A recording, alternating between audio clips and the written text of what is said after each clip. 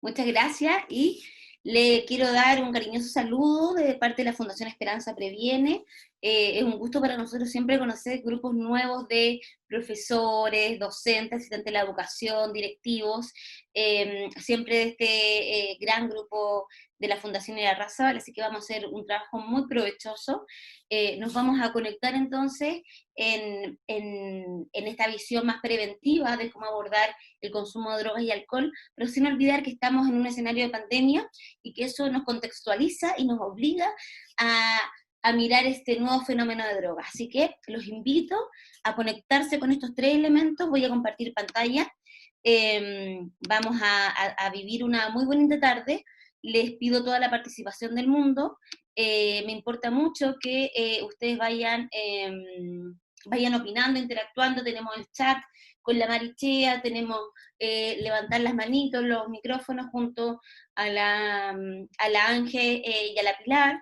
Así que lo importante es tratar de hacerlo lo más cercano posible, como si estuviésemos en una misma sala.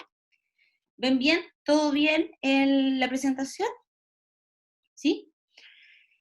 Entonces, con ánimo y Perfecto. energía, nos vamos a poner los lentes preventivos. Estos lentes preventivos son lentes de esperanza, son lentes de mirar un futuro mejor, de tratar de mirar siempre el vaso medio lleno, como digo yo, y pensar que esta pandemia nos ha entregado muchos obstáculos, pero también muchas oportunidades, así que desde ahí nos vamos a centrar en este día lunes para partir una semana con mucho ánimo, con más conocimiento y con nuevos desafíos. Drogas en el marco de la pandemia, tipos, efectos y consecuencias en nuestros queridos niños, niñas y adolescentes.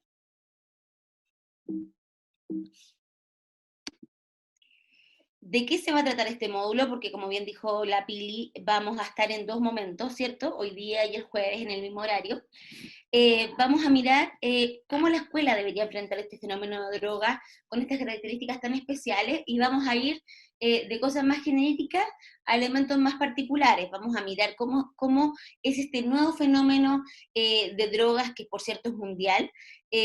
Vamos a ver también cómo este nos impacta en el contexto escolar, pero nos vamos a detener principalmente en los riesgos biopsicosociales del consumo de alcohol y droga, pero no con las características que solíamos conocer, sino que con las que nos ha entregado y nos ha dejado la pandemia. Así que por favor me interrumpan todas las veces que quieran, porque la idea es que no sea un monólogo, sino más bien un compartir experiencias, eh, conoceres y también llevarlo muy a terreno. Eso es lo que a mí más me interesa. ¿Cuál es el marco contextual que hoy día nos deja la pandemia? Lo primero, COVID, ¿no es verdad? El COVID-19 genera una recesión económica que es gigante, que nos afecta en términos de empleo, nos afecta en términos de aumento de la vulnerabilidad social, pero además hay un segundo elemento que no solamente es sanitario, sino que se habla de la pandemia social. Y eso corresponde principalmente a cómo esta situación salud nos ha obligado a reestructurar el funcionamiento social, a entender la vida desde un computador, un celular, a distancia, sin tocarnos, sin poder estar frente a frente, a repensar el mundo familiar, que es toda una nueva aventura, ¿no es cierto? Quienes tenemos niños sabemos que la educación en casa, uy, qué difícil, y gran valor que tienen los docentes y toda la comunidad escolar al estar tantas horas con los chiquillos.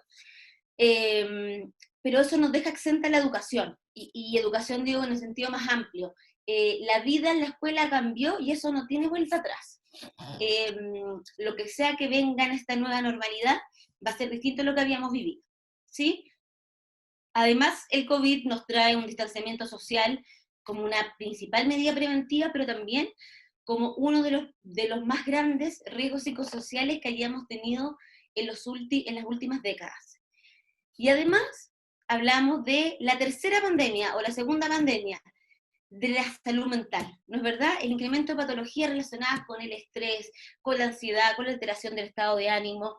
Y adivinen de la mano de qué viene esta segunda pandemia.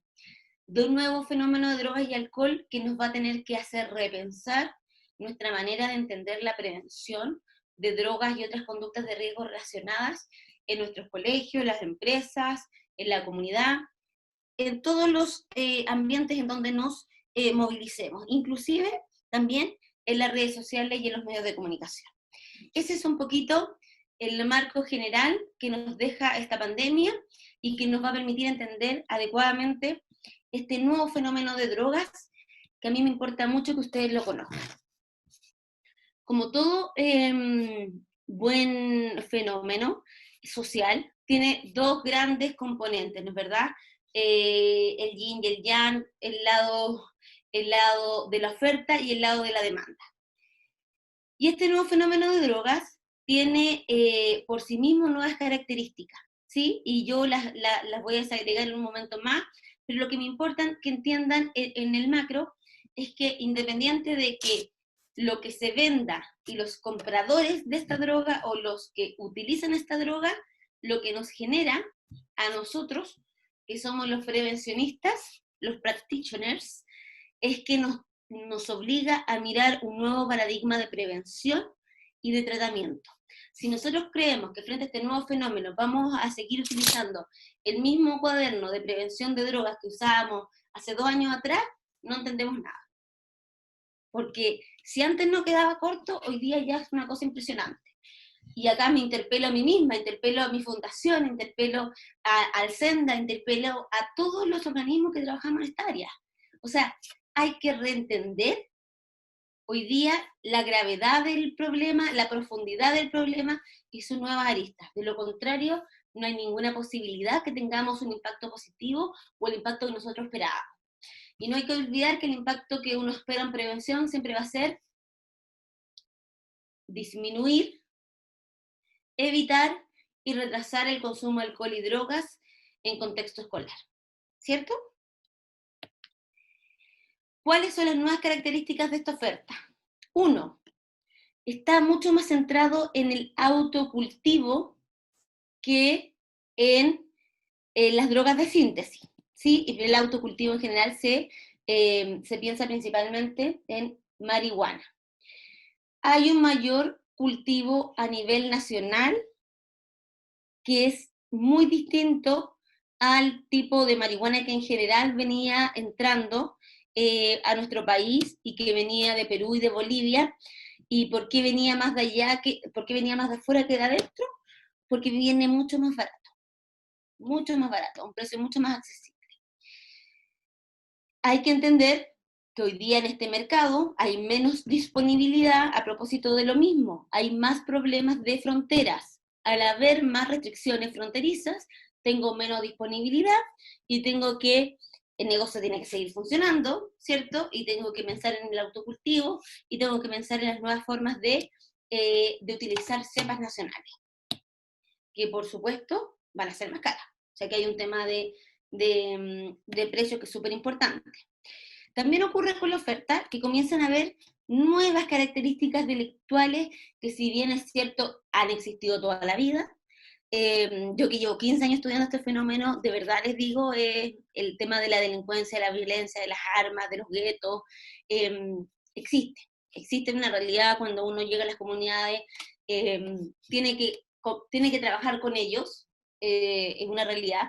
Sin embargo, hoy día el nivel de violencia, el nivel de agresividad, el ver las armas en las poblaciones es una nueva característica, ¿sí? Yo hace mucho tiempo que no veía algo similar en Chile, y hoy día las mexicanas, al más estilo de Pablo Escobar, está ocurriendo y está ocurriendo en el sector sur, en el sector norte de Santiago, y no es una teleserie, no es una película, es la realidad. Y es la realidad que lamentablemente tienen que ver muchos niños, niñas, adultos mayores y familias completas que no están incorporadas en el negocio, pero que son parte de este escenario de vulnerabilidad. Uno esperaría una mayor fiscalización, se habla de que existen hoy día mayores posibilidades de fiscalizar, sin embargo, bueno, eso genera discusiones y visiones enfrentadas, ¿no es cierto? No hay una sola visión al respecto. Lo que sí sabemos es que por lo menos en los medios de comunicación se ve una mayor fiscalización. Eso es un dato objetivo. Ha habido cambio en el producto estrella, hasta hace 2 años, lo que más se vendía y por lo que más se ganaban lucas era por la marihuana, y hoy día adivinen dónde está el mercado de oro. Adivinen, adivinen, adivinen, está en los psicotrópicos, en la venta de psicotrópicos.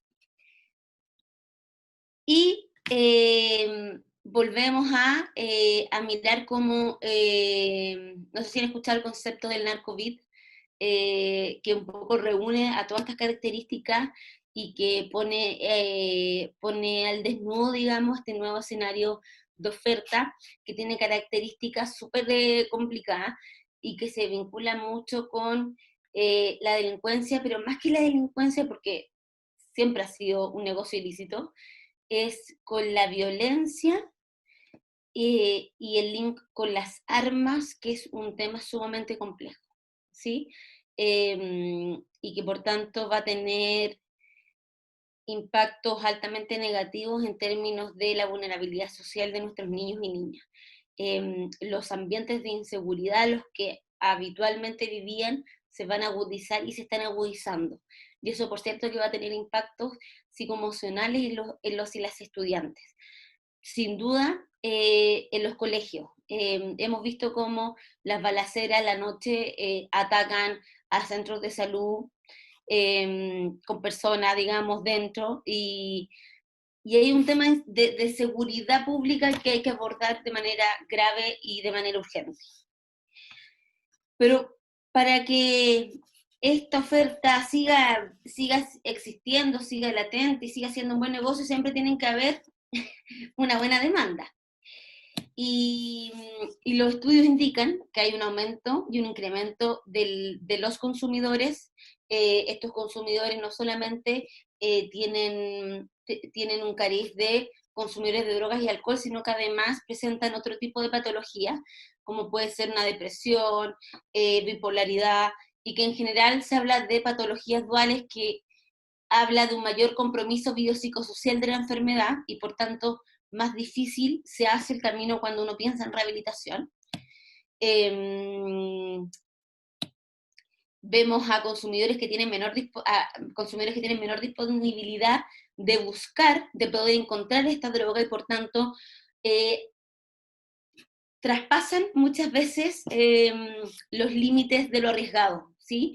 Si antes yo me conseguía la marihuana con mi vecino y tenía que hacer una transacción simple, hoy día probablemente tenga que hacer algo mucho más arriesgado y mucho más complejo para poder acceder a esa sustancia. Se hablan de mayores indicadores que declaran aumento en la demanda de tratamiento, cambio en los patrones de consumo, es decir, el consumidor de droga de hoy día 1 de junio, no es el mismo que teníamos el 1 de marzo del 2020. Este consumidor ya no es social, es un consumidor individual que en general busca compensar, evadir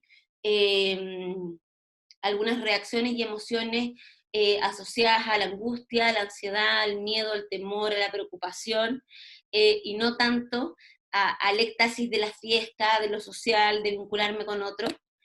Eh, Además, les decía, mucho uso de tranquilizantes sin receta médica, que también es una característica importante de este nuevo fenómeno. Es decir, estoy buscando drogas que me bajen, que sean depresoras, ¿cierto? Por eso las benzodiazepinas y el alcohol son las drogas más consumidas en esta pandemia. Además, como les decía, hay nuevos perfiles clínicos, pero me importa mucho quedarme en el cambio los patrones. Este consumidor que si bien empezaba a consumir, no sé, alcohol a los 14, 13 años, hoy día puede ser que como se está viendo mayor consumo en hogares, es más factible que el acceso sea más fácil, ¿sí? Es un consumo mucho más validado por el grupo familiar o por las personas con las que yo vivo, ¿sí? En general los consumos todavía tienden a ser un poquito como soslayados, escondidos. Hoy día los consumos son mucho más normalizados a propósito de la pandemia. Bueno, ya, el pobre, ¿qué va a hacer, pues? Si en verdad ya el mundo está cayendo a pedazos, ¿qué más le vamos a pedir? Y comienzan a ver este tipo de justificaciones que la verdad que más allá de estar en lo cierto no, no, dejan, no dejan sin efecto, digamos, las problemáticas de orden de salud mental o biológicas que conlleva el abuso de drogas. Son consumos que en general tienden a querer resolver algo que a mí, o no querer mirar, o olvidar algo que me está haciendo mucho daño, ¿sí? Los patrones de consumo de alcohol, por ejemplo, han cambiado, ya que en Chile en general nosotros consumimos los mismos litros de alcohol per cápita que un país de Europa, sin embargo, lo hacíamos en 3 días, jueves, viernes y sábado, ¿sí? Mientras que en Europa se consumía esta misma cantidad de alcohol, pero de manera muy progresiva y muy subdividida en diferentes días de la semana, ¿sí? Hoy día la verdad es que eso está cambiando y el consumo de alcohol se está dando de manera diaria. Se ha incorporado dentro de la canasta familiar básica.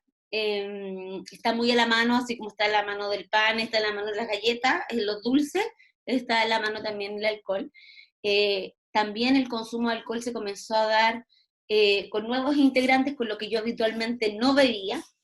Y otra cosa que me llama mucho la atención del consumo de alcohol es que se comienza a dar más temprano, porque uno en general, en la vida cotidiana tenía horarios súper como establecidos, ¿no es cierto? Que en la mañana me voy al trabajo, a la hora de almuerzo, que si yo tengo un espacio de esparcimiento, pero en general no es tan habitual el uso de alcohol y droga, pero ya a las 7, 8, 9 quizá podría yo pensar en consumir. Sin embargo, acá, como estoy todo el día en general en teletrabajo, las personas que tienen teletrabajo, se ha visto que comienzan a consumir en horarios mucho más tempranos que lo que lo hacían en periodos normales de trabajo, ¿sí? Además, hay mucho más exposición de este fenómeno frente a los niños. Por tanto, es habitual que en la cena me vean tomando una copita de vino, pero no una vez a la semana, todos los días. Y eso en términos de aprendizaje vicario, en términos de la enseñanza, del modelo, es un tema súper complejo y que se recomienda se deba hablar. Como, y quizá transparentar, hijo, hija, estudiantes, puede ser que ustedes vean mayor uso de alcohol durante este tiempo. Esperamos que no sea algo habitual, que no sea algo que permanezca, que sea parte de este proceso. No digo que apoyándolo, pero sí transparentando que se está dando esta situación. Porque los chiquillos, los estudiantes, lo están mirando, ¿sí? Y hay que darle contexto.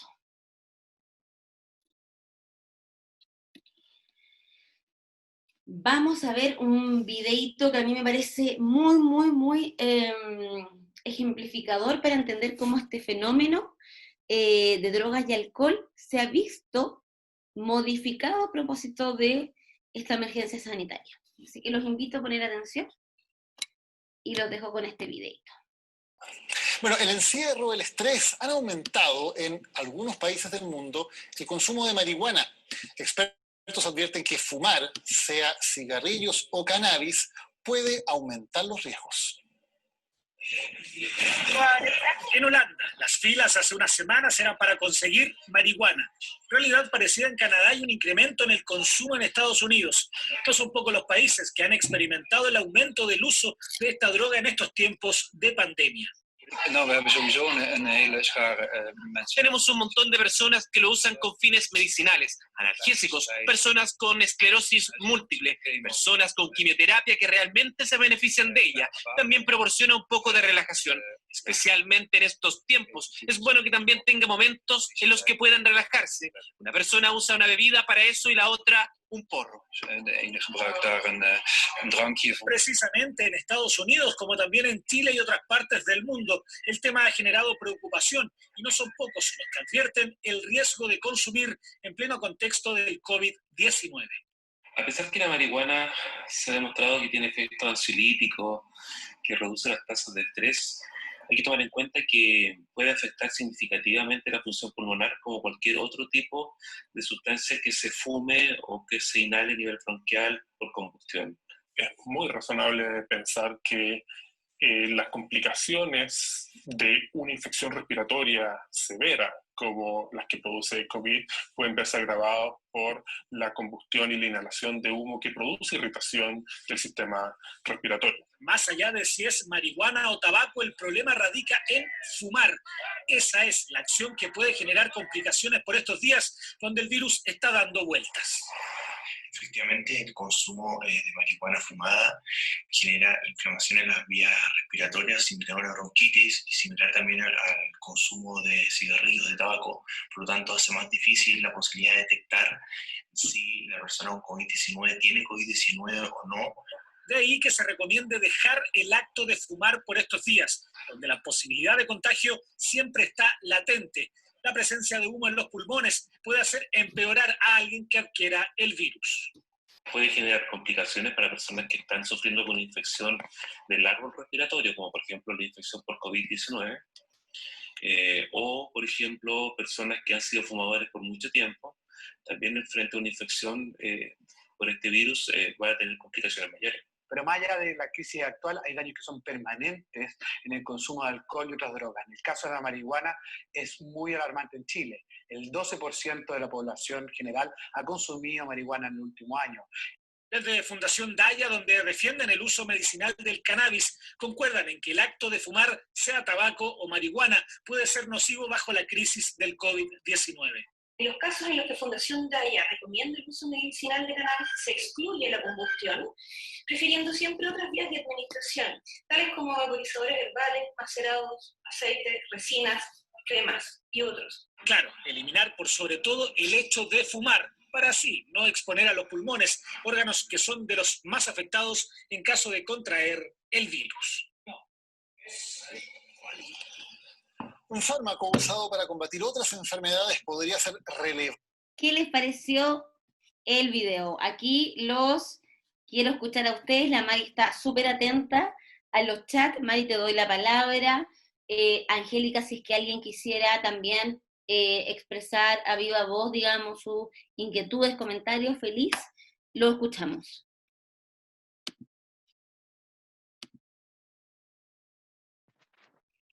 Mira, Pablo nos dice, lo llamativo es que somos cuartos a nivel latinoamericano en consumo de benzodiazepinas, por lo tanto, no es extraño el aumento. Un poco Pablo nos preguntaba respecto a los últimos estudios en relación a cómo ha ido aumentando el consumo de tranquilizantes y benzodiazepinas a nivel país. Yo le comentaba que Senda cada 2 años realiza estudios en toda la población, y en realidad es súper alarmante cómo ha aumentado tanto en hombres como mujeres el consumo de pastillas en general. Entonces lo invitaba como también a ver esas cifras, ¿ya? Exactamente. Manuel nos dice que entiende que la marihuana es una droga a la que acceden muchas personas. Hay un tránsito a drogas más fuertes, como los psicotrópicos. No obstante, en la televisión y ciertos grupos de prevención prevalece una marihuanización del discurso. Totalmente. ¿Ya? Súper de Eso es acuerdo. complejo, dice, porque junto con luchar contra la normalización de la marihuana se observa una mirada embudo. Eso nos comenta Manuel. Bien, Manuel, buena reflexión. ¿Alguien quiere hacer alguna pregunta? Yo no sé, Ángel, por ahí, si tú tienes alguna pregunta, o podemos avanzar. Cuéntame tú. Yo tengo el micrófono, pero perdón, Pipi. no hay manos levantadas solamente. Hay una mano levantada de docentes. No sé si ellos quieren hablar. Si alguien quiere hablar, levante la manito, Sí, que levanta la manito. va al lado de su identificación. Es súper importante lo que decían estos dos participantes, porque uno está acostumbrada a escuchar estos discursos de marihuanización donde se tiende a una mirada muy reduccionista, digo, de pensar si es positivo o es negativo la legalización del uso de drogas. Sin embargo, hoy día, yo te diría que en el contexto actual en el que estamos, eso pasa a tercero, cuarto, quinto lugar, Y lo preocupante acá son las enfermedades respiratorias, y aquellas personas que ya son consumidoras, poder alertarlas respecto de su mayor riesgo, si es que son fumadores de marihuana, de tabaco, de vaporizadores, tienen la misma criticidad y la misma vulnerabilidad frente al COVID-19. Y yo te diría que eso es lo más importante que hoy día me interesa que ustedes transmitan, ¿sí? Más allá de la legalidad o no. Sin embargo... Carolina, sí. Le voy a dar la palabra a Marco José, le abrí el micrófono, no sé, ¿estás por ahí, Marco? Sí, ¿me escucho? Te escuchas perfectamente. Ya, Adelante. muchas gracias. Bueno, me presento, soy profesor, también encargado de convivencia escolar del Colegio Juan Francisco Fresno, de la Fundación Belén Educa, que está ubicada en Puente Alto, en Bajos de Mena. Conozco perfecto. Mira, mi consulta más que todo es porque, bueno, yo soy coordinador de la enseñanza media en convivencia escolar, y me preocupa mucho este tema del aumento descontrolado del consumo de marihuana, bueno, y especialmente de psicotrópicos, como lo mencionaba en su inicio la profesional. Ahora, lo que me preocupa es que, a pesar de que uno realiza todas las prevenciones y todos los trabajos, las herramientas siempre son escasas y son un poco, no sé si llamarlas poco influyentes, o las técnicas que utilizamos son atractivas, porque yo no veo cambio, y siento que cada año que pasa me aumentan los casos de consumo en la escuela, de que los alumnos llegan drogados a la escuela, pero ya descaradamente, así, ya yo, bueno, tengo un protocolo y llamamos a los papás y todo, pero pareciera que no hace caso, no se entiende el mensaje. ¿Qué herramienta nos podría facilitar o ayudar en el sentido para poder generar un lazo más cercano, una protección social también? Porque lamentablemente yo creo que esto se nos escapó un poco de las manos. Y ahora con el tema COVID, mucho más. O sea, yo he ido a entregar canastas familiares de la FAEP, y la gente como que no pesca, no entiende que está mal la cosa. Y justo en ese sector que es Bajos de Mena. Entonces, cualquier ayuda para, por ejemplo, hacer talleres de intervención, nuevos talleres de intervención que yo hago en la escuela, pero que tengan un poder de llegada. Esa es como la gran problemática que yo creo que tenemos en todos los colegios. Eso, gracias. Estoy súper de acuerdo. Acá el problema, hay dos grandes problemas, este es mi diagnóstico. Lo primero es que las comunidades escolares, y Chile en general, es un país que no entiende la importancia de la prevención. Yo creo que hoy día nadie me puede decir lo contrario. Como no se entiende la importancia de la prevención, adivinen qué, no se invierte. Si yo no invierto en prevención, ¿qué es lo que pasa? Que llama a la Fundación Esperanza Previene, o llamo a los colegas del Senda, cuando tengo la embarrada en el colegio, y cuando se han visto casos de o de tráfico o de consumo dentro del colegio. Y por tanto yo espero que una intervención de orden educativa, psicoemocional, modifique la visión o la percepción de riesgo que tienen los estudiantes sobre el uso de drogas, sin entender que el fenómeno de drogas y la visión que tenemos las personas sobre la droga es una construcción social que tarda años en construirse y en deconstruirse.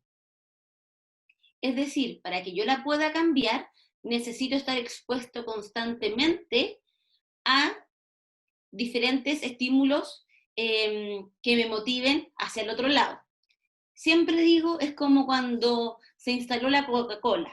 El trabajo de marketing de la Coca-Cola hizo que cuando uno pensara en bebida, no pensáramos en otra cosa que no es Coca-Cola, ¿cierto? Y llegó y estuvo ahí, estuvo presente. ¿Qué pasa con la prevención? Que en general a los encargados de convivencia, a los profesores jefes, les dicen, páseme la unidad de drogas. Pero con la unidad de drogas no va a generar cambios en la percepción de riesgo, ni menos cambios conductuales en el estudiante. Una prevención de drogas se requiere para que sea efectiva, que esa era la palabra que yo imagino a la que te refería, tiene que ser a largo plazo, tiene que ser desde preescolar. tiene que ser un camino, es igual que el establecimiento de valores, no es nada distinto. Es como cuando yo quiero desarrollar, que mis estudiantes tengan un súper buen sistema de estudio, que mis estudiantes entiendan el valor de la amistad, que mis estudiantes entiendan la importancia de la convivencia escolar, exactamente lo mismo. Y por tanto no se le puede pedir que un taller de prevención tenga una eficacia porque es imposible. Es imposible. Lo que uno puede hacer es reducir los riesgos. Yo no quiero decir que no sea importante que uno aparezca en primero, en segundo, en tercero, en cuarto medio. Pero lo que uno tiene que tener súper claro es qué tipo de objetivo y qué tipo de impacto voy a tener. Y en general, cuando yo aparezco en una edad donde en general ya hay consumo de mis pares, no necesariamente mío, pero de mis pares, donde yo ya vengo con una construcción social de lo que significa ese fenómeno, ¿cierto? Lo que significan las sustancias, yo lo que tengo que hacer es un trabajo sostenido y profundo. Por tanto, la prevención universal, que en general es la que se da en el colegio y la que está basada en la información, no sirve. La que sirve es la prevención selectiva o indicada, que tiene otros niveles de profundidad, que se hacen generar en grupos pequeños, no más allá de 10 a 12 estudiantes, que la tiene que hacer un profesional experto en la temática, donde se trabaja principalmente desde la entrevista motivacional y la invitación al cambio de patrones culturales y patrones conductuales, digo. Y por tanto no es que uno lo esté haciendo mal, sino que hay que entender los grados de profundidad de la prevención.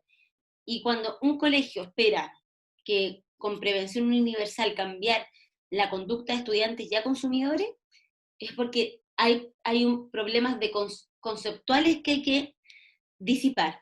Y yo no quiero decir que están todos equivocados, solo quiero decir que hay que remirar la estrategia. Y hoy día yo me atrevo a decir que con el grado de complejidad biopsicosocial en la que se encuentran los estudiantes, yo creo que tenemos que abordar estrategias desde lo selectivo a lo indicado, que la universalidad ya nos quedó corto, y que la universalidad solo nos sirve hasta sexto básico. ¿Sí? Eso, no sé si respondí, me apasiona el tema, perdón. Voy a seguir, no sé cómo voy con tiempo. Ya nomás, Carola. Vamos. Las consecuencias del COVID-19 para los consumidores de drogas. Acá es súper importante entender que aquellos que ya son consumidores, pensemos en nuestros estudiantes que ya consumen, pensemos en los papás de los estudiantes que ya consumen. Estos grupos, sí o sí, como bien lo decían en la nota, están en mayor riesgo de contraer COVID y de sufrir las complicaciones graves de la enfermedad, por razones fisiológicas, sociales y ambientales, ¿cierto? Y por tanto son mucho más propensos a perder la vida a propósito del COVID, porque soy una persona de riesgo, soy un grupo prioritario frente a esta amenaza.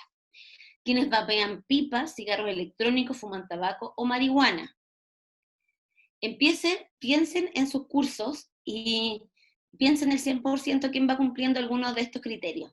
Y van a darse cuenta que van a llegar al 60, al 70% fácilmente. Personas con enfermedades respiratorias por tabaquismo presentan un cuadro de mayor gravedad al infectarse por COVID, ¿cierto? Los tóxicos de los cigarrillos y de los aerosoles electrónicos dañan las células pulmonares, reduciendo la capacidad de responder a las infecciones. ¿Por qué me importa que ustedes sepan esto? Porque cuando yo vuelva a conversar con mi estudiante mañana, pasado, por WhatsApp, por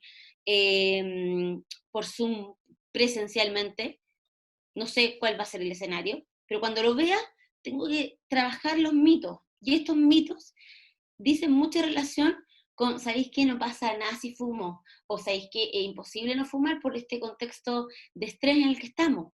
Pero usted tiene que tener la información clarita y decirle, usted que fuma pipa, que fuma marihuana, que fuma tabaco, no lo estoy juzgando, solo te estoy poniendo en antecedente que tienes mayores riesgos a propósito de los daños de las células pulmonares. Ustedes me van a decir, oye, ¿a los niños les interesa la salud? Pocaso. El 40% tiene 40% de los jóvenes en Chile no tiene o no le da importancia sobre su estado de salud. Solo una muestra. ¿Cuántos de sus estudiantes creen que van anualmente a hacerse un chequeo médico sin que tengan un accidente o sin que tengan una enfermedad particular? El joven en general no asiste a los centros de salud. En general no le da la importancia necesaria, y eso va más con la madurez y va más también con elementos físicos, ¿no es cierto?, de los adultos. Pero sí es importante que los papás lo sepan. Sí es importante que los papás lo sepan. Sí es importante que ustedes como adultos significativos tengan esta información. Quienes consumen drogas opioides y metanfetaminas, por ejemplo, producen mayor daño, o sea, se ven expuestos a mayor daño, hipertensión pulmonar. Todo lo anterior se acrecienta en este contexto de virus a propósito de cualquier efecto directo en las vías respiratorias y función pulmonar. Nosotros como Corporación Esperanza, que tenemos 5 centros, tenemos un temazo, porque nuestros consumidores, los residentes, que son adictos, es decir, presentan esta enfermedad crónica, que se llama drogodependencia, yo te diría que en un 90-95% todos consumen cigarro. Y además tienen este riesgo a propósito de un deterioro físico ya de 20-30 años de consumo. Y por tanto hay evaluaciones constantes de cuáles podrían ser algunas estrategias para evitar el abuso de cigarrillos, ¿sí?, de tabaco dentro de los centros. Pero no es fácil porque la verdad es que son patrones, digamos, de consumo ya sumamente incorporados. Pero cuando no se da un consumo de este nivel, uno podría y debe levantar la información. Yo creo que la prevención también es informar, y hay que llamar un poco al co-rol que uno tiene con los papás para poder llegar con mayor fuerza a los estudiantes. Muchas personas con trastorno por consumo son vulnerables socialmente, ¿sí? Muchos de ellos viven en calle, en cárcel, por ejemplo, y tienen acceso limitado a la salud. Son estigmatizados, discriminados, y todo eso hace que estén más propensos a infectarse con el virus, pero además que tengan más barreras de atención en términos hospitalarios, ¿sí?, de centros de salud, y eso es una realidad. Ojo con esto, estas son cifras que nos entrega el NIDA, el National Institute of Drug Abuse, que es nuestro símil del SENDA. Dice, las tasas de mortalidad de estas personas con consumos problemáticos se disparan de un 2,3 para una población general, como tú, como yo, a un 6,3 en ellos. Se triplican.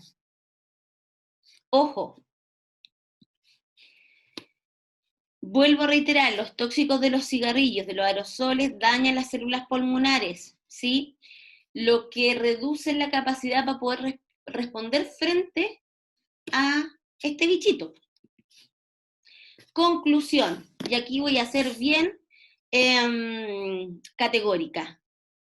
Habría una relación directa entre mortalidad, gravedad del COVID-19 y antecedentes de tabaquismo, vapeo, consumo de drogas y enfermedades pulmonares producto de dichos consumos.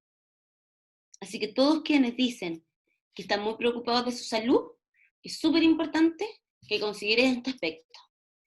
Porque yo he visto ignorancia en muchos comentarios en redes sociales. Este es un tema que no se considera, que no se habla. ¿Y por qué? Porque la población no ha sido educada respecto al tema. No es un tema que se vea mucho, que se aborde en redes sociales, que se aborde en medios de comunicación, que se aborde a través de diarios. Por tanto, es súper importante que nosotros, agentes activos, y que tuvimos la posibilidad de capacitarnos en este tema, podamos replicar esta información. Es un factor de riesgo más y tengo que manejarlo positivamente. Contexto y consecuencias. ¿Qué podríamos esperar de este consumo de alcohol en el marco del COVID hoy día en plena pandemia? Lamentablemente no muchas cosas buenas. Esa es la verdad. Y por eso la carita. estas informaciones, además de ser conjeturas que nosotros como equipo compartimos, también están establecidas por la OPS en un informe entregado en mayo del presente año, donde se habla de aumentos e incrementos en violencia doméstica y abuso infantil, debido principalmente a que hay muchos chiquillos que lamentablemente por no estar en el colegio tienen que ser cuidados por personas ajenas. El hecho de la cuarentena, el hecho de que estos abusos se den al interior del hogar hace que sea mucho menos controlado en términos policiales. Se ha observado que a propósito del consumo de alcohol como un depresor, no olviden eso, es el depresor más usado en el mundo, aumenta riesgos de suicidio y depresión, interfiere el sueño normal, lleva irritabilidad y fatiga al día siguiente, cuando se dice voy a tomar una cosita para poder dormir porque no logro conciliar el sueño. Efectivamente, como depresor le va a ayudar a que le dé sueño. Va a bostezar. Pero la calidad de ese sueño es cero reparador. Del otro día, dependiendo de las cantidades que usted tomó, va a sentir leves malestares o malestares importantes a propósito de una caña, que es en palabras más académicas, es una intoxicación leve. Incrementa los niveles de ansiedad, pudiendo llevar consigo ataques de pánico. El abuso de alcohol, por cierto, que va a empeorar las condiciones económicas si es que yo dispongo muchos recursos de mis honorarios o de mis ingresos al abuso de alcohol o a la compra de alcohol. La capacidad de control de la violencia, les decía que es menor. Hoy día aparecen estos eventos del delivery para consumo en mi casa, lo que dificulta, por cierto, el control de alcohol. Vemos que cero cuidado con los menores de edad, hay en todas las regiones del país, porque no quiero estigmatizar una noticia que apareció ahora en Antofagasta, pero en todas las regiones del país está dando el delivery de marihuana, de pastilla, dentro de los mismos Rappi, Corner Shop, que son supuestamente deliveries súper renombrados. Hoy día vemos el ofertazo, ¿no es cierto? Precios más bajos, descuentos, lleve 2x1, que la tarde no lo pille sin una actividad entretenida, siempre asociada al consumo de alcohol, facilitando e impulsando el consumo de alcohol. El incremento en el consumo lleva a largo plazo, un incremento de los casos de dependencia y con más tiempo en la incidencia de enfermedades crónicas y otro tipo de problemas. Por tanto, es urgente educar, prevenir y promover esta información. ¿Qué debemos hacer los adultos significativos, los que tenemos un rol educativo dentro de la vida de nuestros estudiantes? Tenemos que ser súper claros en nuestras posturas. No podemos normalizar este fenómeno y tenemos que intentar buscar escenarios que nos permitan poder entregarle estos mensajes a nuestros papás y a nuestros estudiantes. Evitar el consumo, minimizar la cantidad y la frecuencia, evitar acopio en la casa, no tomar como medida para lidiar emociones y miedos, buscar ayuda. Hoy día hay un sinnúmero de posibilidades de atención en línea, chiquillos, que yo te diría que hoy día acercan mucho más la atención psicológica a la comunidad. No mezclar alcohol con medicamentos, que de verdad es algo que se está haciendo de manera habitual. Evitar alcohol si usted fuma y ha parado de fumar, porque en general uno tiende a asociar estos dos consumos. Hable con los niños y niñas sobre el alcohol y el COVID. Transparente la situación, no normalice, desnormalice. Consulte sitios oficiales para obtener información. ¿Sí? Y acá la OPS nos entrega esta información que habla de no consumir alcohol ilícito no comercial, porque es una situación que se da mucho en otros países de Latinoamérica. ¿Cómo vamos hasta el momento? Preguntas, comentarios. No sé cómo voy del tiempo.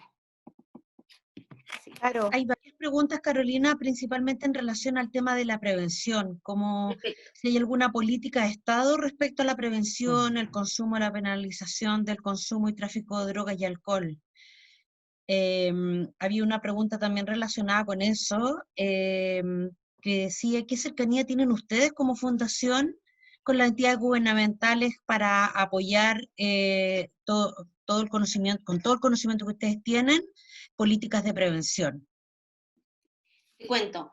Gracias por la pregunta. Nosotros somos parte de la Mesa Compromiso Chile, de la Mesa de Convivencia Escolar. Trabajamos codo a codo con la Seremi de Educación, con el Ministerio de Educación, en su momento con Senda. Lamentablemente hoy día todo esto se ha visto, por el tema del COVID, se ha visto todo detenido. Somos parte de organismos internacionales como ISUB Chile, como SPR, que es la Sociedad para la Investigación de Prevención de Drogas y Alcohol, y aportamos en política pública no solamente a nivel nacional, sino que también internacional. Yo personalmente soy quien representa la institución, y la verdad es que sí hemos intentado influenciar. Recuerden que en Chile, desde el año 2018, se comenzó a instalar el nuevo sistema asociado al modelo de Islandia, ¿se acuerdan? Modelo que, por cierto, hoy día es imposible de llevar a cabo porque tenía bases sólidas en lo comunitario, en la actividad social que se daba con los diferentes organismos. Era como un trabajo muy en red. Hoy día es imposible pensarlo, y yo creo que para un año más, 2 años más, creo personalmente que no va a ir por ahí la línea. Y me pasa que mirando también lo que está ocurriendo afuera, en términos de prevención de drogas, me parece que el modelo va a tener que ser mucho más selectivo y mucho más enfocado y encauzado en la educación psicoemocional. También me pasa que creo que vamos a tener que enfocar recursos en la reparación, que es más bien la prevención indicada, porque se han agudizado los patrones de consumo. Entonces, ese estudiante segundo medio que antes se fumaba un pito cuando iba a entrar a clase, hoy día ya no se lo va a fumar una vez, 2 veces a la semana, se le está fumando todas las mañanas. Entonces, eso me complica. Somos cercanos, hemos trabajado en varias comunas, bueno, con Belén Educa hemos hecho trabajos con los Senda, siempre súper disponible para colaborar, porque hacemos cosas distintas. El Senda, lamentablemente, como institución gubernamental, tiene el deber de abarcar a todos los colegios, pero no con la profundidad que necesita, por un tema de recursos financieros. La Mar y yo tenemos muchos años de circo en el Senda, trabajamos las dos antes, la día que nos conocemos, las dos con cargos regionales, y por tanto conocemos muy bien que el ánimo y la voluntad está, pero los recursos humanos no son los necesarios.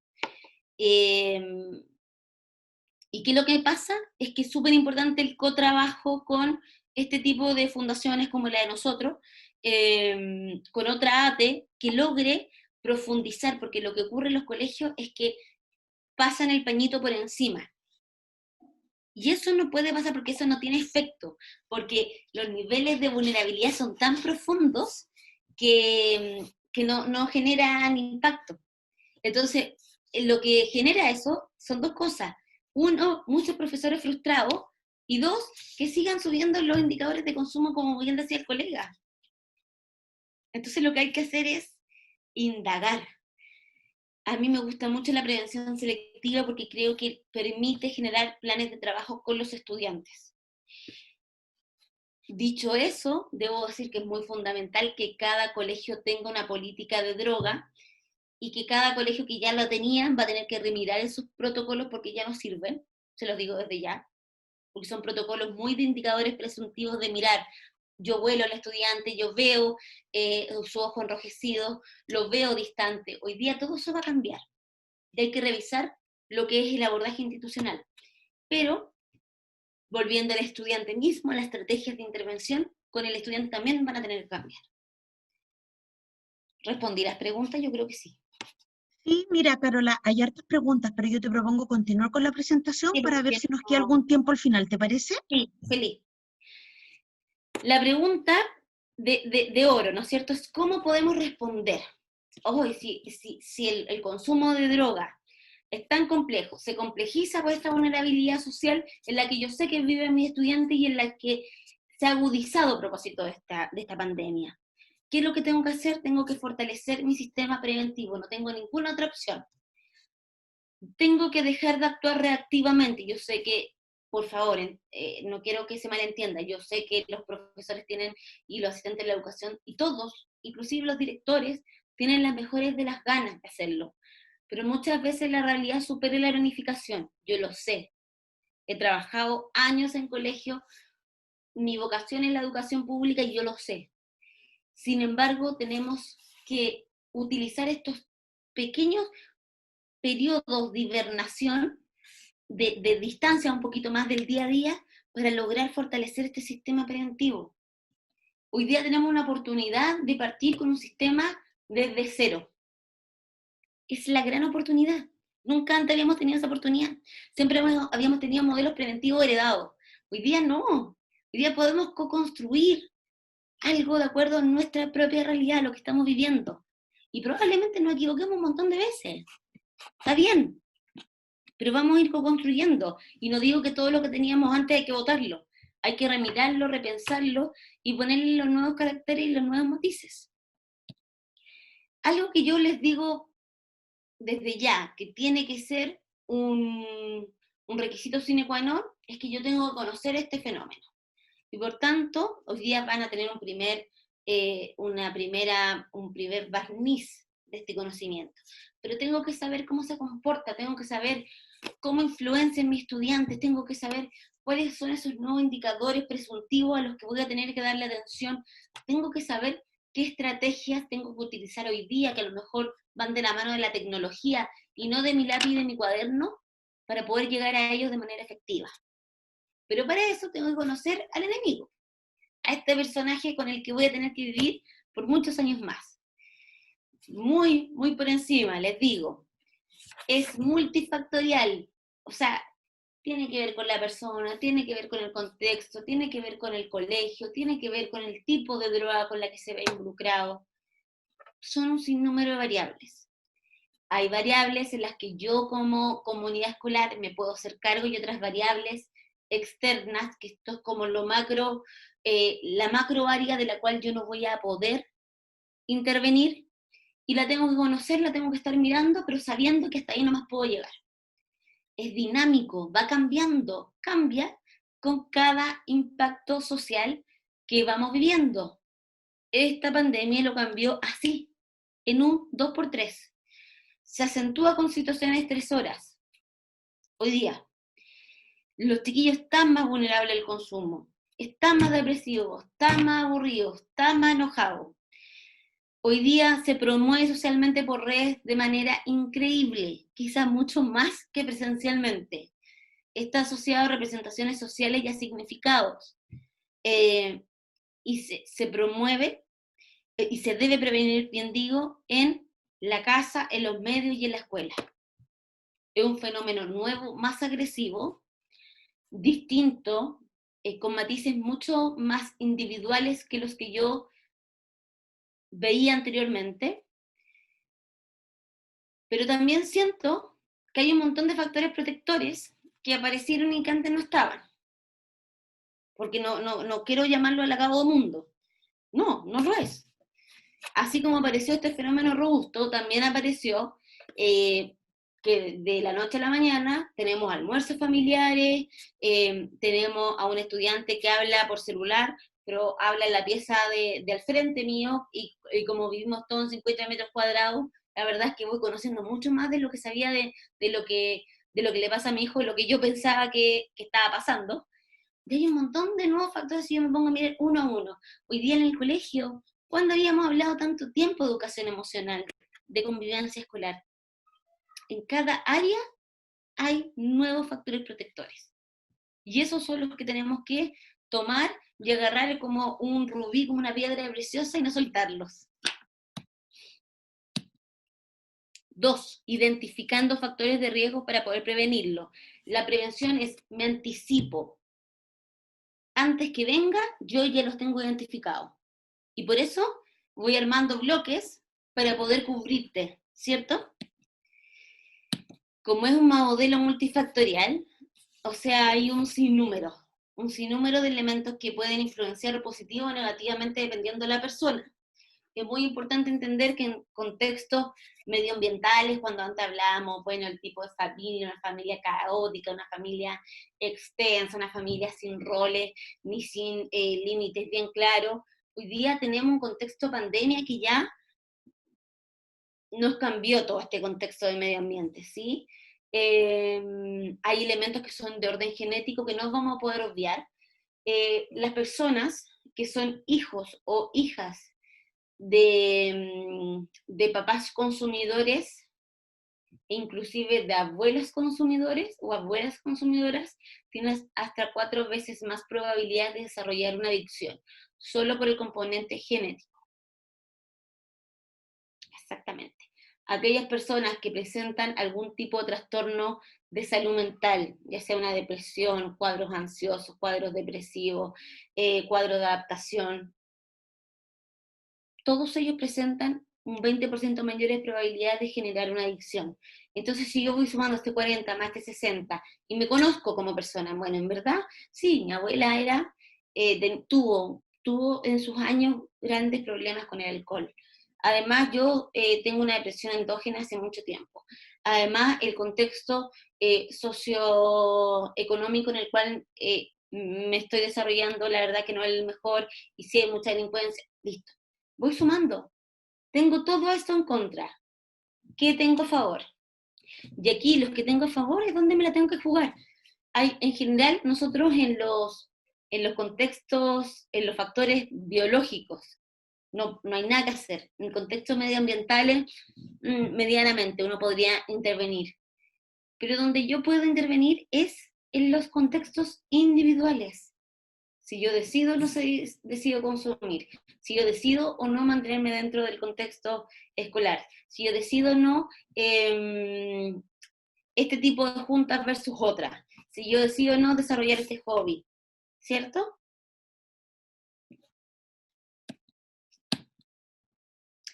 Y la pregunta para ustedes es, y los quiero escuchar, ojalá lluvia de ideas, como lo hicimos la semana pasada, no sé si se acuerdan la Pili y la Mari, solamente una palabra, dice de dónde es, su nombre de dónde es, y qué factor de protección ven ustedes hoy día. Vamos a partir con los de protección para ponernos positivos. ¿Qué factor de protección ven ustedes frente a un posible regreso, frente a esta pandemia, frente a esta reestructuración en términos educativos? Por chat, por favor. Por chat, vamos, por chat. Manuel dice la familia es un factor protector importante. Bien, vamos, más. Ariel también. Se repite la familia. Grupo familiar, por cierto.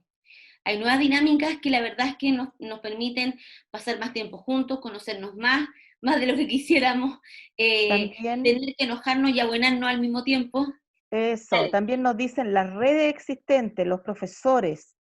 Perfecto. Jocelyn dice la escuela. Mario nos habla del desempleo y la falta de recursos como factor de riesgo. Factor de riesgo, voy a anotar por acá.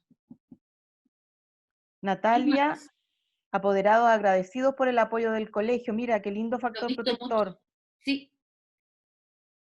Mira, hemos visto en mucho, Mari y Pilar, esta visión de reconocimiento por parte de la comunidad de apoderados sobre el rol educativo que tiene el profesor, que tiene la comunidad escolar, sobre la cercanía, que yo te diría que en tiempos tradicionales, normales, no se daba. Así que eso es un súper buen factor protector, porque habla de una posibilidad de establecer una nueva relación escuela-papás.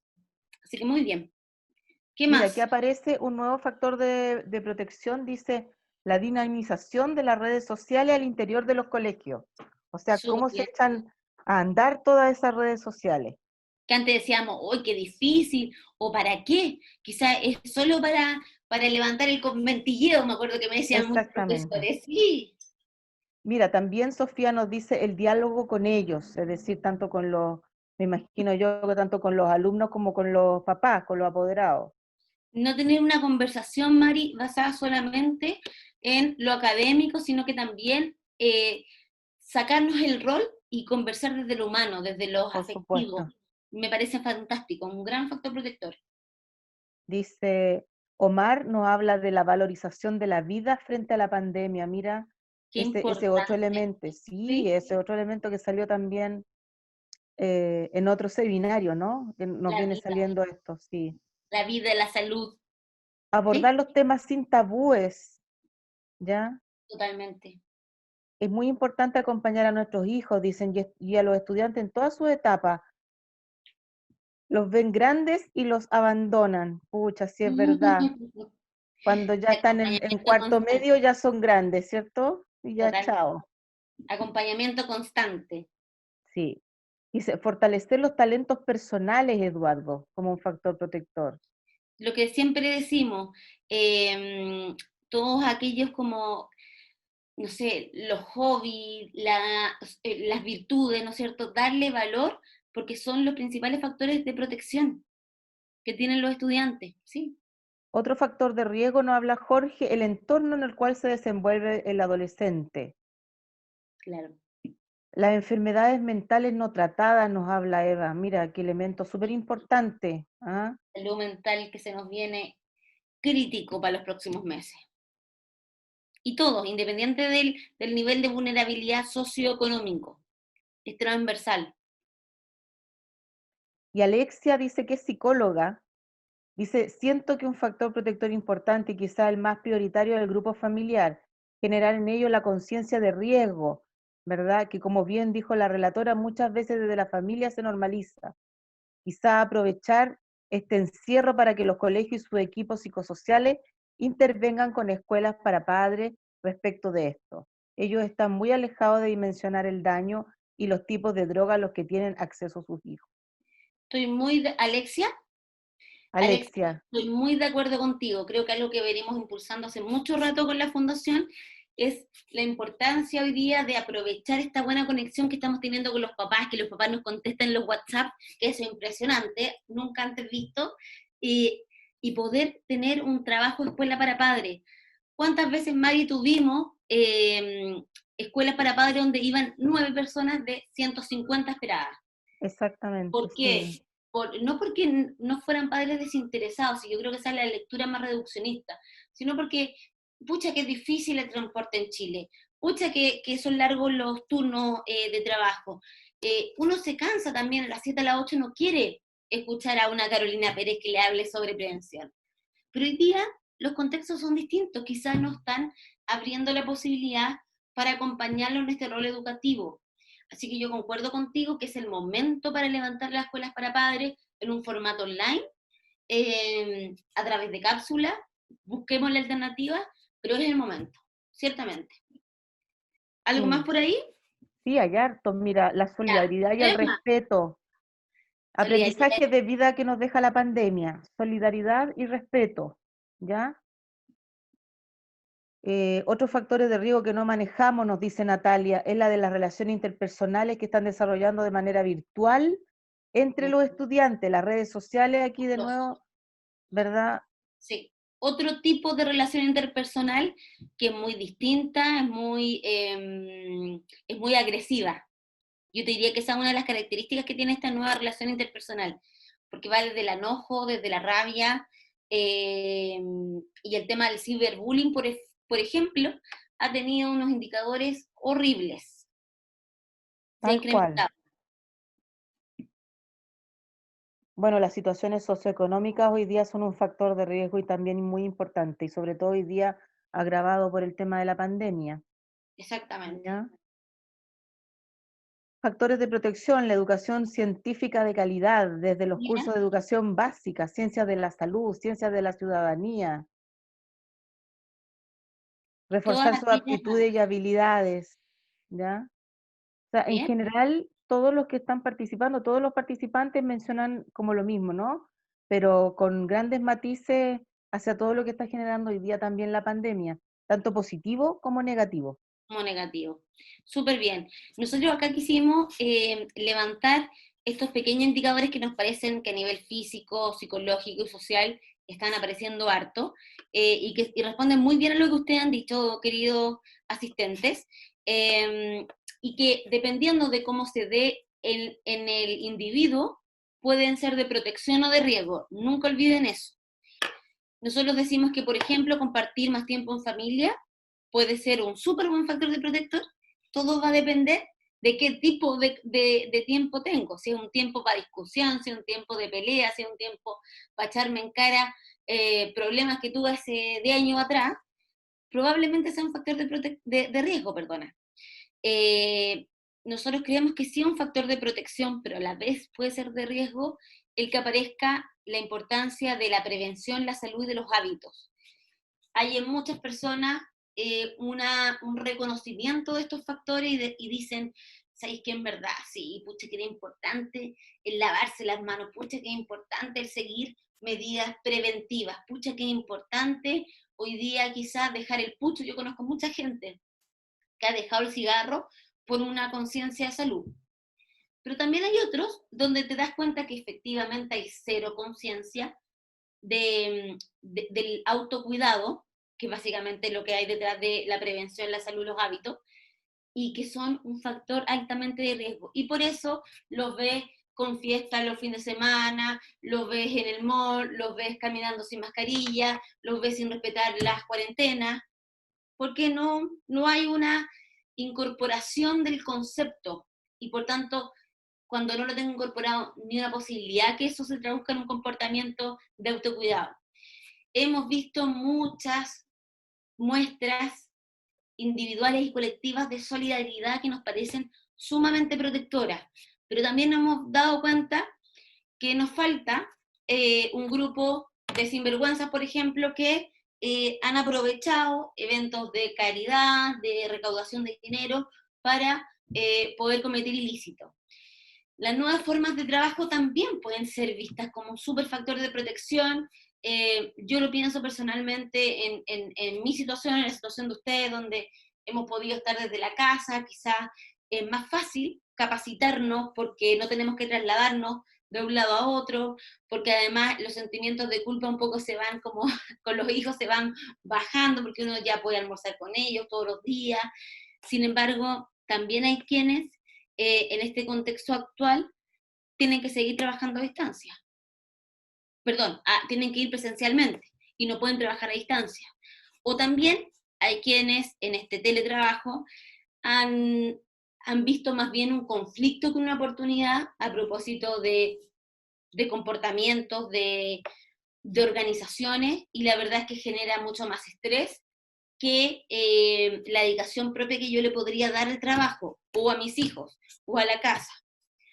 Esta posibilidad de teleeducación para muchos ha sido una oportunidad para reincorporar, para conectarse con la educación de los hijos, por ejemplo, en términos familiares, pero también tenemos, por otro lado, aquellos que tienen cero hábito de estudio, estudiantes sin hábito de estudio, que tampoco es muy difícil de encontrar, y que con esta teleeducación la verdad es que ha quedado muy votado. Y la verdad que hay súper poca participación en términos de actividades de curso, y que por supuesto van generando una merma y una distancia en términos de adquisición de conocimiento.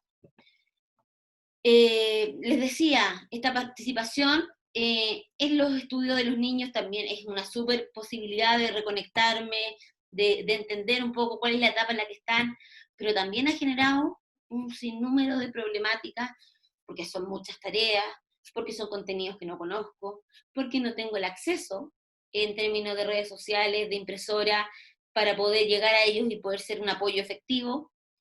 Y este aislamiento social como primera medida preventiva, ¿cierto? también se puede ver como un factor de riesgo como el distanciamiento, como el dejé de hablar con mis amigos, dejé de hablar con mis papás, dejé de hablar con mis vecinos, y no sabiendo reinventarme, digamos, en esta nueva conectividad social. Entonces, si ustedes se dan cuenta, en una balanza pueden estar ambos factores, pero va a depender de cómo yo los voy utilizando, les voy dando el cariz para definir si es que son protectores o de riesgo, y como por cierto el contexto me va a influenciar. Un factor de riesgo pues, puede ser un factor de protección mañana, si yo lo transformo, ¿cierto? Y un factor de protección hoy día, mañana puede ser un factor de riesgo, porque son dinámicos, recuérdenlo. A nivel psicológico, ¿qué es lo que vamos a esperar de los estudiantes? Aburrimiento, estrés, enojo y preocupación. Esto de acuerdo al último estudio que hicimos como fundación a más de 1000 personas vía online, para preguntarle cómo le había afectado la cuarentena, el encierro y el consumo de drogas, y un poco cómo estaban sus estados psicoemocionales. Y en la población de 14 a 18 años, de 12 a 18 años, perdón, nos dijeron que las principales emociones o sentimientos que habían tenido en el último tiempo se asociaban al aburrimiento, el estrés, el enojo y la preocupación. Reacciones esperables, sin duda, frente a eventos tan estresores, tan inesperados como los que estamos viviendo, pero cuando me preocupo, cuando estos entorpezcan o interrumpan actividades relevantes que solían ser importantes para los jóvenes y para las jóvenes. Ejemplo, yo era súper bueno para matemáticas, y la verdad que eso me motivaba la matemática, me motivaba la física, porque en verdad era la carrera. Y hoy día, de un tiempo a esta parte, me doy cuenta que este joven ya no quiere hacer las guías de clase, o como papá me doy cuenta que no estoy asistiendo a las clases online. Cuando hay estos cambios tan profundos, es un tema a abordar. Inmediatamente derivar a alguien, no. El tema es, los tengo que atender como un posible problema. Tengo que anticiparme. Tengo que abordarlo. Lo peor que podemos hacer es dejar que pasen. A nivel social, ¿qué podríamos esperar? Mucho distanciamiento socioemocional, que no es lo mismo que distanciamiento físico, desinterés escolar y abuso de tecnología. Eso es súper preocupante. Sí, son esperables, pero ojo, se recomienda a los padres y adultos significativos que monitoreen amistades, respuesta escolar, entre otros factores. A nivel biológico, ¿qué es lo que podríamos esperar? Podríamos esperar muchos efectos negativos en términos de consumo de droga. Ustedes saben que en la adolescencia hay mayor probabilidad para poder desarrollar una dependencia. Piensen que está en una etapa de plena maduración en términos de la corteza prefrontal, que está a cargo de la toma de decisiones, del raciocinio, y por tanto es altamente posible que estos chiquillos no tomen las mejores decisiones o no tomen una decisión como lo haría un adulto, porque está en proceso de maduración. ¿Sí? Afecta, el uso de drogas afecta las funciones involucradas al aprendizaje, eso es una realidad, falta de iniciativas, interés, el fenómeno amotivacional, ¿lo conocen? ¿Lo han escuchado alguna vez? Eso es súper clave en una etapa adolescente cuando está presente el consumo, ¿cierto? ¿Y en qué se traducen todos estos riesgos? En conducta. Si un factor de riesgo no es abordado, se va a convertir en una conducta. Del pensamiento, del sentir, lo llevo al hecho. ¿Y qué es lo que esperamos hoy día como conductas de riesgo a las que hay que tenerle más atención? Conductas sexuales de riesgo, autoagresiones, que hemos tenido muchas denuncias, dificultades de nutrición, y aquí hablo de la falta de apetito, pero también del comer por ansiedad, y aumentos o variaciones en términos de peso, consumo de alcohol y drogas, aislamiento y apoyo social. Ojo con eso. Y los quiero invitar a ver un video que es respecto al funcionamiento cerebral, que de verdad los va a dejar boquiabiertos. Es sobre un estudio hecho en la Universidad de Las Condes, en la Clínica Las Condes, perdón, y bueno, hay mucha información que sacar, es bien facilito, de bien fácil digerimiento, así que lo vemos y lo comentamos, ¿les parece?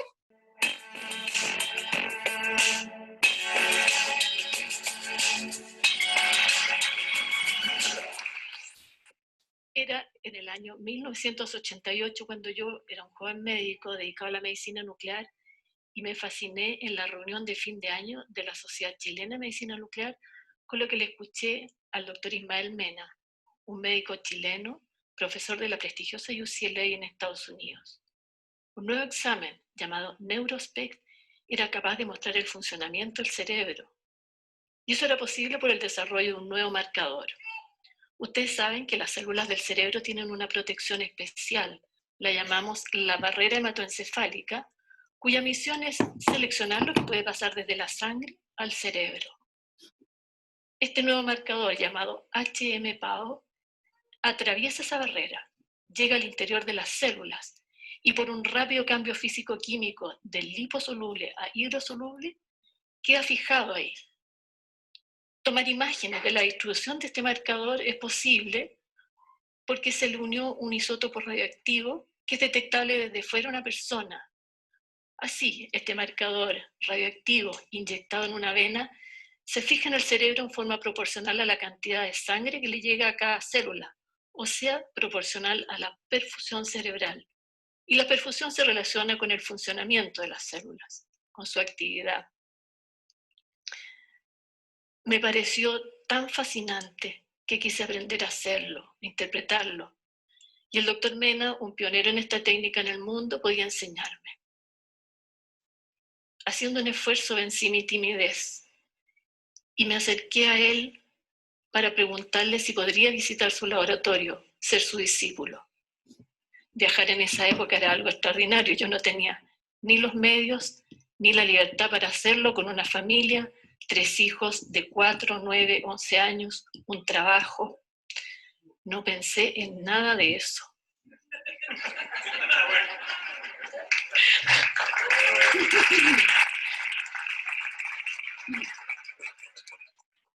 Un mes después, recuerden que no había internet y el fax aún era algo poco común. Me llegó una carta con la invitación y partí tan pronto pude a Estados Unidos. A mi llegada no captaba nada de lo que describía el doctor Mena a los NeuroSpect. Me impresionaba cómo los interpretaba sin conocer siquiera a los pacientes. Era muy difícil. Pero con el tiempo y revisando un Cardex que tenía lleno de cientos de casos, fui entendiendo de a poco.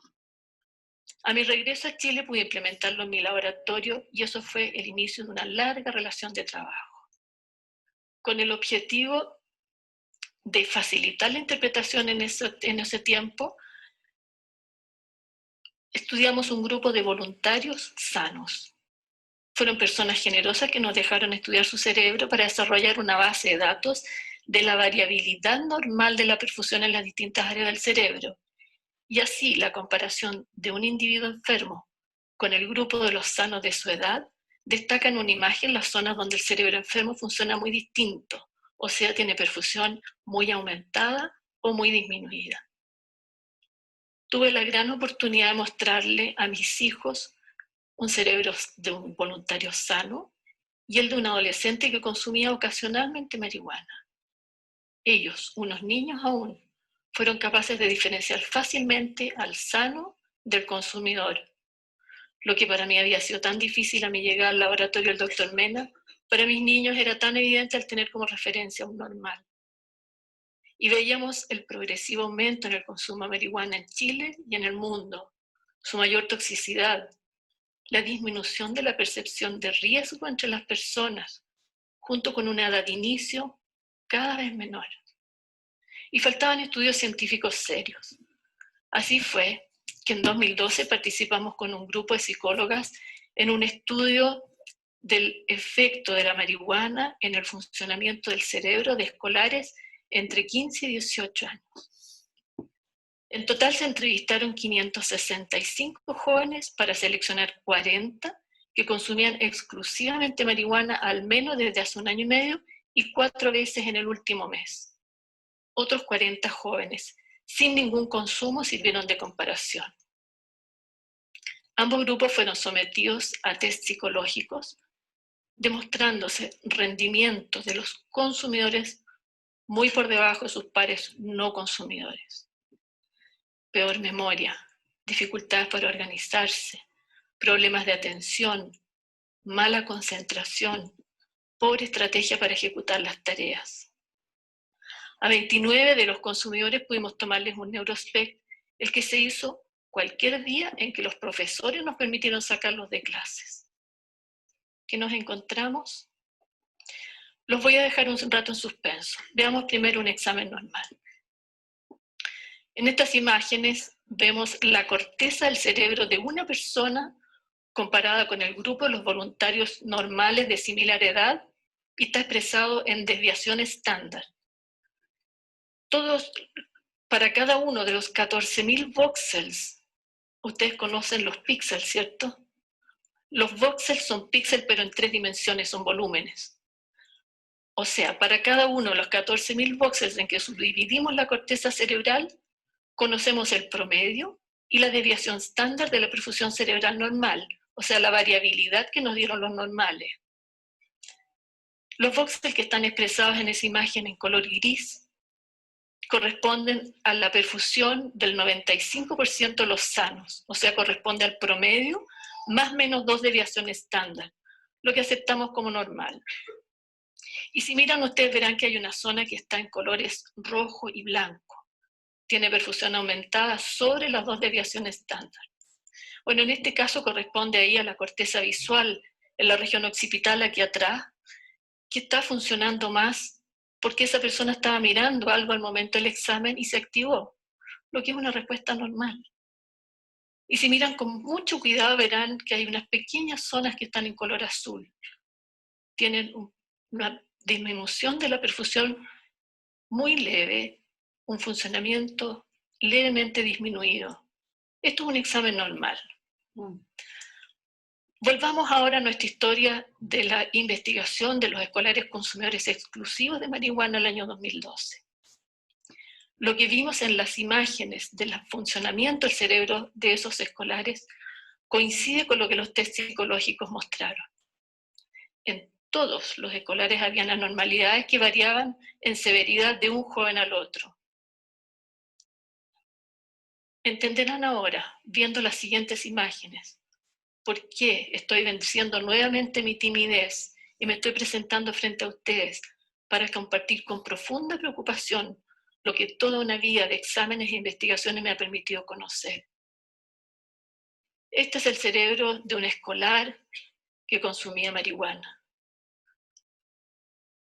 Pueden ver cuán distinto funcionan los normales. Todas esas múltiples áreas en colores azul y que incluso llegan al verde, que está mucho más abajo en la escala, están funcionando de forma muy alterada. Ustedes conocen para qué sirve la memoria de trabajo del computador, ¿cierto? Bueno, los lóbulos temporales en nuestro cerebro ahí cumplen la misma función. Vean cómo están de alterados. Recuerden que a este joven lo sacamos de clase, estaba tratando de entender lo que el profesor le explicaba. Bien difícil así. Y con frecuencia nos encontramos también alteraciones en la región órbito-frontal, la parte más baja, los lóbulos frontales, y en los polos temporales. Esas 2 zonas regulan las emociones. Su mal funcionamiento se puede relacionar con la falta de motivación, lo que llamamos el síndrome amotivacional, tan frecuente en los escolares consumidores, en los consumidores de marihuana. ¿Entienden ahora por qué estoy aquí venciendo mi timidez? Hoy, como madre, abuela y médico nuclear, veo día a día con tremenda preocupación lo que esta droga produce en el cerebro de jóvenes y adultos consumidores. Siento la necesidad de compartirlo con ustedes, con el mundo, sobre todo en Chile, mi país, que tiene hoy el triste récord mundial del mayor consumo de marihuana en adolescentes. No puedo callar, sabiendo que nuestros jóvenes dañan en forma tan evidente su cerebro por desconocimiento, por desinformación, lo cual significa que arriesgan tener problemas de aprendizaje, disminuir su coeficiente intelectual, eventualmente incluso desarrollar una esquizofrenia, porque erróneamente creen que la marihuana no hace nada. Quiero regalarles esta imagen y quiero que la recuerden siempre. La marihuana es una droga y hace daño. Muchas gracias.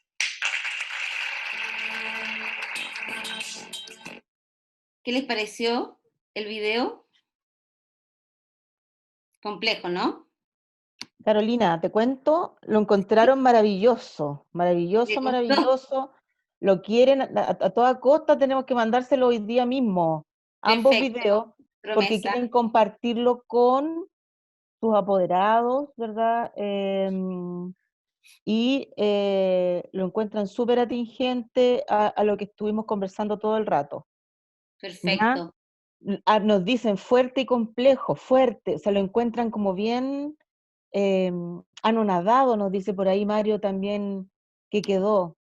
Muy hermoso, nos dice Jennifer, que por favor lo mandemos. La motivación es lo más importante, buenísimo, impresionante, muy atingente, nos dice Manuel.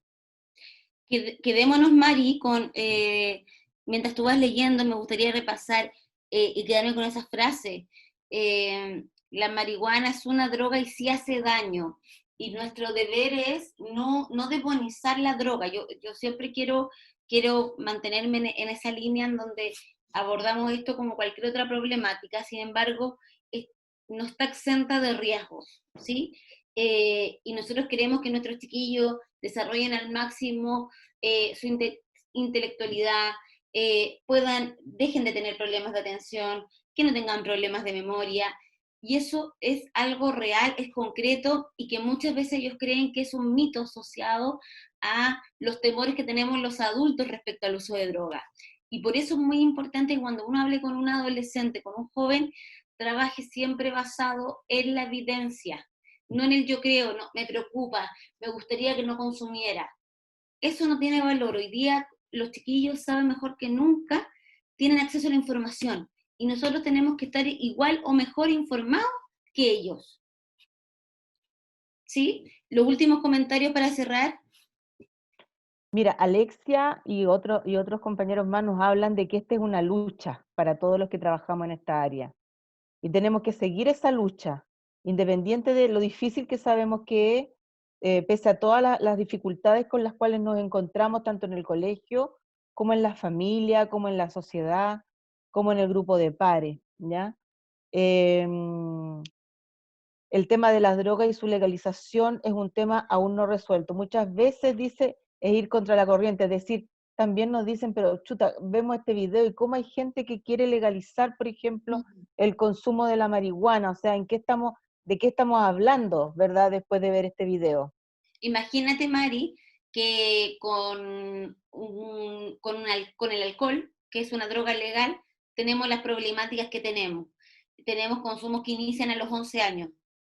Yo solo me pregunto, y le dejo la pregunta a ustedes, ¿estamos como país lo suficientemente informados y contamos con los elementos necesarios para contener a nuestros estudiantes y a nuestros jóvenes y apoyarlos?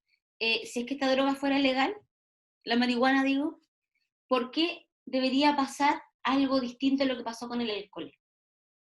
Esa pregunta no me la respondan, quiero que la piensen, porque no quiero que sea una respuesta visceral. Esto es más allá de temas políticos, es un tema súper de cómo protejo yo a mis jóvenes. Yo quiero que cerremos, Mari, agradeciendo cada uno de los comentarios, estoy leyéndolos aquí también, sé que son muchas las cosas que nos quieren comentar. Mi compromiso está en leer todos los comentarios que hicieron, y quiero dejarlos invitados para el próximo jueves, en este mismo horario, ¿no es así, Pilar? Quiero que sepan que valoramos inmensamente la experiencia que nos compartieron a través de sus comentarios, de sus preguntas también, y que en la Fundación Esperanza Previene estamos comprometidos con los y las jóvenes más vulnerables del país. Esa es nuestra lucha. Síganos en redes sociales, @esperanzapreviene.cl, Instagram, y también Face. Y bueno, a seguir adelante. Los chiquillos nos necesitan, así que tenemos que seguir con la misma energía de siempre. Te doy el pase. Muchísimas gracias, Carolina. En verdad, nos quedamos con el desafío de recoger todas las consultas y los comentarios que hicieron los distintos participantes que no alcanzamos a revisar ahora por un tema de tiempo. Gracias a Dios tenemos el próximo jueves un nuevo encuentro, así que ahí podemos recapitular y retomar y partir con algunos comentarios generales respecto principalmente a entregarle herramientas a los profesores de cómo poder apoyar a las familias en este proceso, sobre todo ahora en este contexto de que estamos distanciados, y otras interrogantes que también tienen respecto a o cómo poder prevenir, etc. Así que muchísimas gracias a todos los quienes nos han acompañado por estar hasta el final, y ya súper pasados de tiempo, pero muy felices de poder acompañarlos, y un agradecimiento enorme, Carolina, que te mandan todos los participantes por tu presentación. Así que gracias, Mari, también. Angélica, que está atrás en backstage también. Gracias. Y muchos cariños a todos en sus distintas regiones, y mucho ánimo para seguir adelante en este tiempo de distanciamiento. Un abrazo muy grande a todos. Hasta pronto.